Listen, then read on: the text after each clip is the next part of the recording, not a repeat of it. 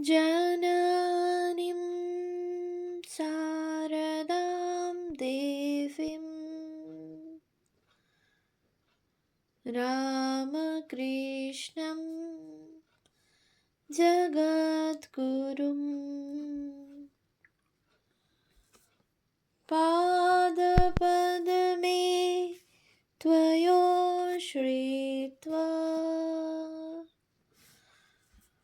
प्रणमामि मुहुर्मुहुः।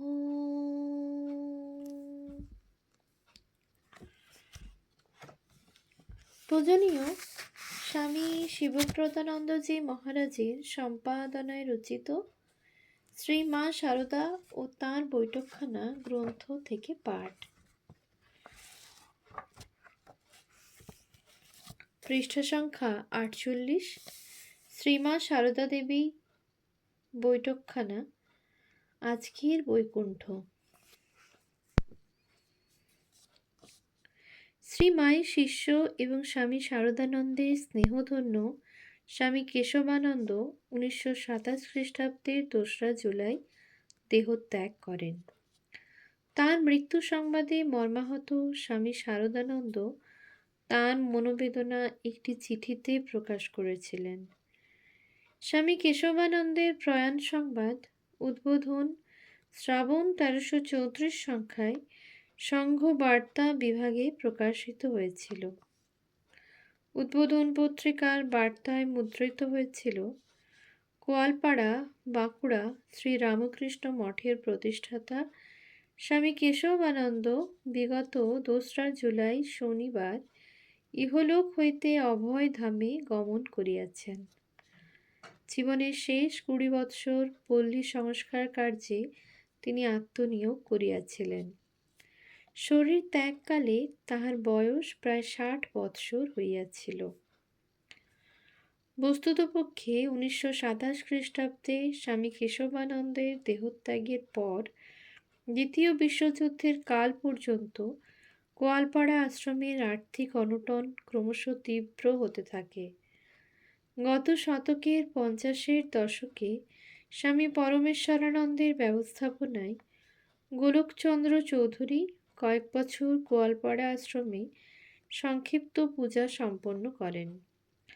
তাঁর মৃত্যুর পর কিশোরী মহারাজের সমসাময়িক মুরারি মহারাজ কিছুকাল পূজা করতেন এবং তারপর প্রায় 2 বছর স্বামী পরমাত্মানন্দ প্রভাত মহারাজ পূজার দায়িত্ব গ্রহণ করেন।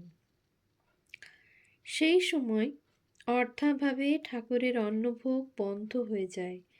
শুধুমাত্র বাতাসা মুরগি নৈবেদ্য হিসাবে নিবেদিত হতো। রাত্রে আশ্রম তালাবন্ধ অবস্থায় থাকত।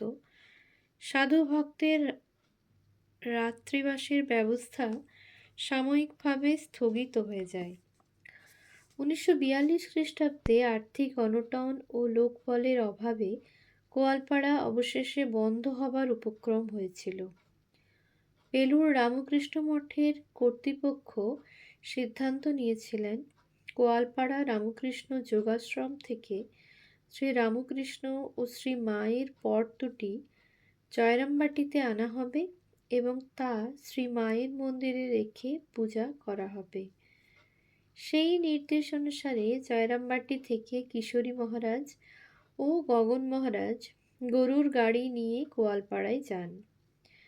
তিনি স্থির করেন বিশেষ পূজা করে শ্রী রামকৃষ্ণ ও শ্রী মায়ের পট ও আনুষঙ্গিক জিনিসপত্র নিয়ে বিকেলের দিকে জয়রামবাটি ফিরে যাবেন। আশ্চর্যভাবে ওই দিন দুপুরের ডাকে কোয়ালপাড়া আশ্রমের জন্য কলকাতার জনৈক ভক্তের প্রেরিত 50 টাকার একটি মানি অর্ডার আসে। কিশোরী মহারাজ তৎক্ষণাৎ সিদ্ধান্ত নেন যে পট দুটি স্থানান্তরিত করা হবে না এবং ভক্তের প্রেরিত অর্থে যতদিন কাজ চলে ততদিন চলবে। পরবর্তীকালে বেলুড় রামকৃষ্ণ মঠের কর্তৃপক্ষ তাদের সিদ্ধান্ত বদল করেন। ফলে কোয়ালপাড়ার আশ্রম দুটি বন্ধ হলো না। এই সময় কোয়ালপাড়া রামকৃষ্ণ যোগাশ্রম ও জগদম্বা আশ্রমের দায়িত্বভার স্বামী রীতানন্দের গগন মহারাজ উপর অর্পণ করে স্বামী পরমেশ্বরানন্দ গ্রামবাসীদের কাছে সহযোগিতা প্রার্থনা করেন। শ্রী মায়ের দৈবী ইচ্ছায় ও সকলের সহযোগিতায় গোয়ালপাড়া রামকৃষ্ণ যোগাশ্রম ও জগদম্বা আশ্রম তাহাদের শ্রী পুনরুদ্ধার করে অল্পকালের মধ্যেই জয়রামবাটি শ্রী শ্রী মাতৃমন্দিরের তত্ত্বাবধানে চলে আসে। জয়রামবাটি শ্রী শ্রী মাতৃমন্দিরের অধ্যক্ষের পরামর্শে তারপর থেকে ক্রমান্বয়ে একজন পূজারী মহারাজ অথবা একজন প্রবীণ মহারাজ যোগাশ্রমের দায়িত্বে থাকতে শুরু করেন। গত শতকের 6-এর দশকের শুরুতেই স্বামী গদাধরানন্দ সেখানে উপস্থিত হন। তাঁর ঐকান্তিক প্রচেষ্টায় এবং আন্তরিকতায় যোগাশ্রমের বহুলাংশে বিকাশ ঘটে। গ্রামবাসীগণ তাঁর প্রেরণায় উদ্বুদ্ধ হয়ে আশ্রমের যাবতীয় কার্যে সংযুক্ত হয়েছিলেন। স্বামী গদাধরানন্দ গ্রামবাসীদের বিপদে আপদে তাদের পাশে দাঁড়িয়ে সাহায্য ও সেবা করতেন এবং সবাইকে সৎ পথে অগ্রসর হওয়ার প্রেরণা দিতেন।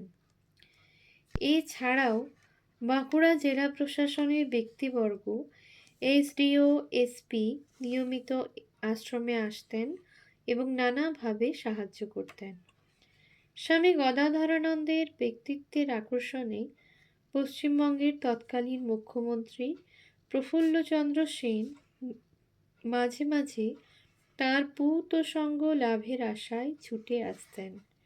সমকালীন প্রখ্যাত অভিনেতা অভিনেত্রীরাও গোয়ালপাড়া আশ্রমে এসে স্বামী গদাধরানন্দের উপদেশ গ্রহণ করে শান্তি লাভ করে যেতেন।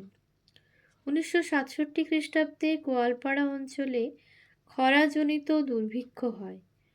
অনাহার ক্লিষ্ট গ্রামবাসীর দুর্দশায় বিচলিত হয়ে স্বামী গদাধরানন্দ ত্রাণ কাজে ঝাঁপিয়ে পড়েন। বেলুড় রামকৃষ্ণ মঠ কর্তৃপক্ষের ও সরকারি সাহায্যে সেই ত্রাণ কার্য সফল হয়েছিল, কিন্তু অধিক পরিশ্রমে স্বামী গদাধরানন্দ অসুস্থ হয়ে পড়েন। তাকে চিকিৎসার জন্য রাঁচি নিয়ে যাওয়া হয়। পরে অনেকটা সুস্থ হয়ে তিনি গোয়ালপাড়ায় প্রত্যাবর্তন করেন। অবশেষে রাঁচি মোরাবাদী আশ্রমের অধ্যক্ষের সঙ্গে পুনরায় স্বাস্থ্য পরীক্ষা ও বায়ু পরিবর্তনের জন্য রাঁচি গমন করেন। শেষ পর্যন্ত সেখানেই তার জীবনাবসান ঘটে। শ্রীমা মহাসমাধির আগে উদ্বোধন বাড়িতে স্বামী ঈশানানন্দকে বরদা মহারাজ সান্ত্বনা দিয়ে বলেছিলেন, ঠাকুরের যা ইচ্ছা বাবা, বিধির বিধান যা আছে হবে, আমরাই বা অমান্য করব কেন? গোয়ালপাড়াতে অত জ্বর হতো, বেহুঁশ হয়ে বিছানাতেই অসামাল হয়ে পড়তাম, কিন্তু হুঁশ হলে শরীরটার জন্য যখনই তোমাদের কষ্ট হবে মনে করে তাকে স্মরণ করতাম, তখনই তার দর্শন পেতাম। সেবার জয়রামবাটি থেকে দুর্বল শরীর নিয়ে গোয়ালপাড়ায় জগদম্বা আশ্রমে এসে একদিন দুপুরে বারান্দায় বসে আছি। নলিনীরা একটু দূরে এসে বসে কী সব সেলাই করছে। খুব রোদ, চারিদিকে রোদ খাঁ খাঁ করছে। দেখি যেন সদর দরজা দিয়ে ঠাকুর এসে ঠান্ডা বারান্দায় বসে শুয়ে পড়েছেন। আমি তা দেখে তাড়াতাড়ি নিজের আঁচল পেতে দিতে গেছি। পেতে দিতে গিয়ে ওই অবস্থায় কেমন হয়ে গেলাম। কেদারের মা-টা সব নানা রকম গোলমাল করতে লাগলো। তাই তাদের তখন বলেছিলাম, ও কিছু না বোধ হয় তোদের সূচে সুতা দিতে গিয়ে মাথাটা কেমন হয়ে গেল। বাবা, তোমাদের দিকে চেয়ে শরীরটার জন্য ঠাকুরকে কি মাঝে মাঝে না জানাচ্ছি, কিন্তু শরীরটার জন্য যখনই তাকে স্মরণ করি কিছুতেই তার দর্শন পাচ্ছি নে। আমার মনে হচ্ছে তার ইচ্ছা নয় যে শরীরটা আর থাকে।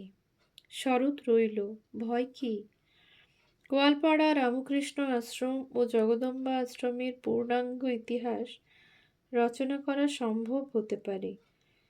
মাতৃবিষয়ক গ্রন্থ থেকে নানা ঘটনা চয়ন করে যুক্ত করতে পারলে শ্রী মায়ের স্বহস্তে প্রতিষ্ঠিত আশ্রমের পূর্ণাঙ্গ চিত্র মূর্ত হয়ে উঠবে বলে মনে হয়।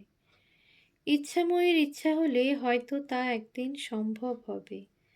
গোয়ালপাড়া গ্রামের সমকালীন আধ্যাত্মিক বাতাবরণ, স্বদেশী আন্দোলনের প্রেক্ষিত এবং শ্রী মায়ের স্নেহপূর্ণ দৃষ্টিকে সংযুক্ত করে পিছনে তাকালে গত শতাব্দীর ইতিহাস মনের জানলায় যেন উঁকি দিয়ে যায়। আমাদের স্মরণ রাখতে হবে, শ্রী মায়ের সময় জয়রামবাটি ও তার সন্নিহিত গ্রামগুলিতে তাকে জগদীশ্বরী হিসাবে মেনে নিতে অনেকেরই দ্বিধা ছিল। আজকের দিনে দাঁড়িয়ে তা অনুধাবন করা শক্ত, কিন্তু তাই ছিল সেকালের বাস্তব চিত্র। অথচ গোয়ালপাড়া গ্রামে সেই শ্রী মাকে কেন্দ্র করে তাঁরই হস্তে প্রতিষ্ঠিত আশ্রম শতবর্ষ অতিক্রম করেছে। শ্রী মা নিজের হাতে সম্ভবত ৩টি প্রতিষ্ঠানের সূচনা করেছেন। প্রথমটি কলকাতার বাগবাজার অঞ্চলে রামকৃষ্ণ বালিকা বিদ্যালয়, আজ যা নিবেদিতা বিদ্যালয় নামে খ্যাত। এ কথা সর্বজনবিদিত যে সেটি স্থাপনের পিছনে স্বামী বিবেকানন্দ, স্বামী ব্রহ্মানন্দ, স্বামী শারদানন্দ, ভগিনী নিবেদিতা প্রমুখের বিশেষ ভূমিকা ছিল। দ্বিতীয়টিও কলকাতার বাগবাজার এলাকায় শারদেশ্বরী আশ্রম, যদিও তা স্থাপনের ক্ষেত্রে গৌরীমার ঐকান্তিক প্রয়াস সম্পর্কে সকলে অবগত আছেন। এছাড়াও বারাণসী অদ্বৈত আশ্রমে 1912 খ্রিস্টাব্দে শ্রী মা নিজের আলোকচিত্রকে পূজা করেন। কিন্তু গোয়ালপাড়া রামকৃষ্ণ যোগাশ্রম ও জগদম্বা আশ্রম সেদিক থেকে স্বতন্ত্র। এখানে নেত্রীর ভূমিকায় শ্রী মা স্বয়ং অবতীর্ণা হয়েছেন।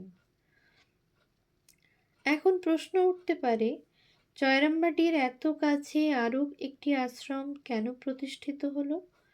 তার সম্ভাব্য কারণগুলি অনুসন্ধান করা যেতে পারে, যা আমাদের চিন্তাকে উজ্জীবিত করবে। ১. 20 শতকের প্রথম দশকে শ্রী মা লক্ষ্য করেছিলেন যে গোয়ালপাড়া গ্রামের কতকগুলি ত্যাগী যুবক স্বদেশী আন্দোলনের সঙ্গে সংযুক্ত হয়ে কক্ষচ্যুত হতে পারেন। সেই সময় তাদের জীবনের কেন্দ্রে শ্রী রামকৃষ্ণের উপস্থিতি যে একান্ত জরুরি তা শ্রী মায়ের অজানা থাকার কথা নয়। তাই কলকাতা যাওয়ার পথে শ্রী মা শ্রী রামকৃষ্ণের শুধু নয়, নিজের প্রতিকৃতিও তার পাশে স্থাপন করে পূজা করেছিলেন। আমরা জানি রামকৃষ্ণ মিশনের রাজনীতি বিষয়ক অবস্থান বিবেকানন্দ নির্দেশ করে দিয়েছিলেন। রামকৃষ্ণ মিশনের সঙ্গে কেন প্রত্যক্ষ রাজনীতির সংস্রব থাকবে না, তার উত্তর ক্রিস্টোফার ইশারুট চমৎকারভাবে তার গ্রন্থে দিয়েছেন। তিনি লিখেছেন, যখন কোনো ধর্মীয় আন্দোলন রাজনীতি থেকে বিযুক্ত থাকার অঙ্গীকার করে, সংকটকালে আন্দোলনটি জনপ্রিয়তাহীনতা অর্জন করতে পারে, কিন্তু পরবর্তীকালে এই জনপ্রিয়তাহীনতা শ্রদ্ধার রূপ নেয়।